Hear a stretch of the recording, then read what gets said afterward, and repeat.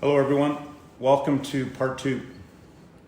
So just to recap, in 2009, Harper and the Conservative Party introduced to Canada the Sustainable Development Act. And then in 2015, they signed the Paris Climate Accord Agreement, which is a component of the UN Agenda 2030.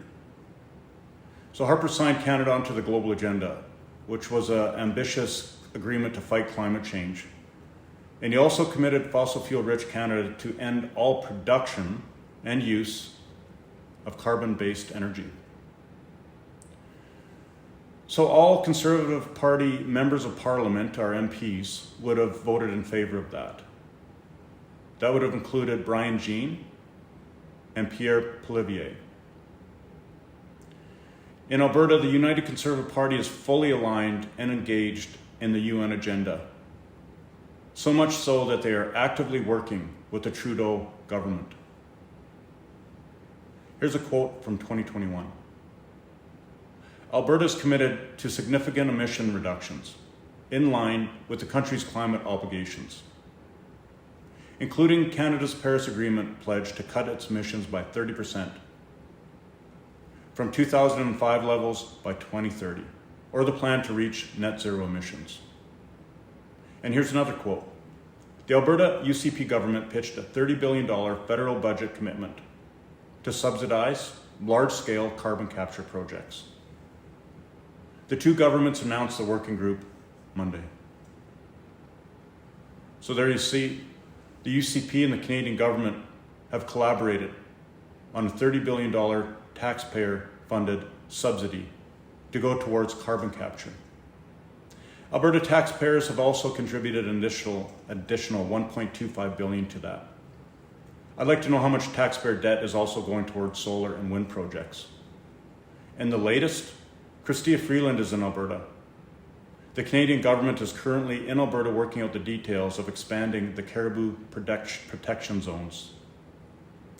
That's a mechanism. It goes hand in hand with the agenda. And remember Forte?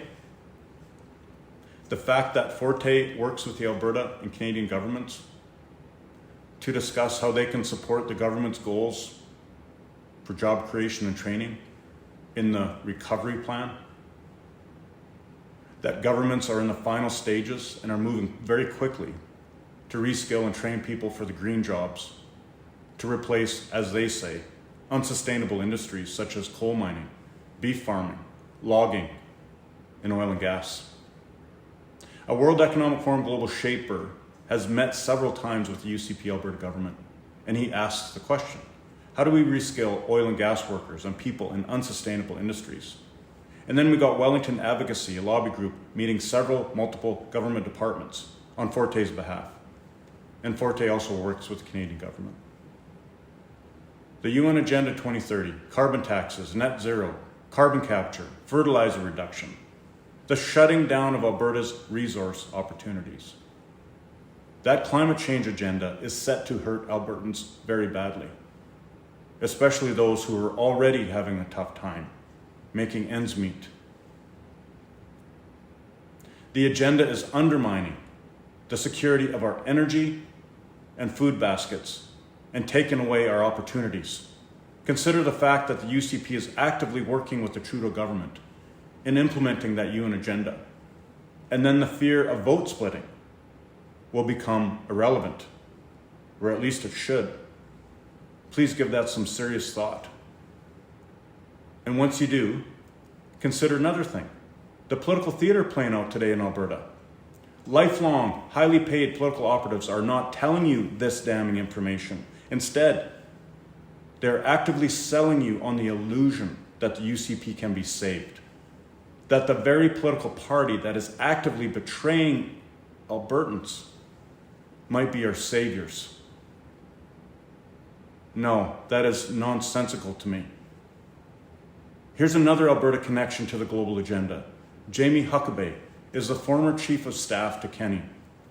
From 2010 to 2015, he was the vice president of a global organization based out of New York City.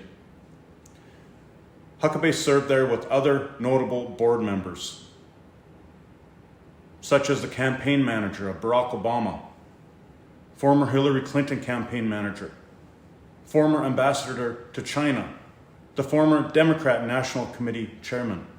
And then there's this individual, Joseph Stiglitz, a global economist, advocate, an architect of the Green New Deal, all related to the UN Agenda 2030. Here's a quote, wanted, a global Green New Deal, Joseph Stiglitz. We will have to change many aspects of how we live, how we organize our economies, our cities, our transportation, energy, housing, and food systems. Joseph Stiglitz is a major contributor to the World Economic Forum.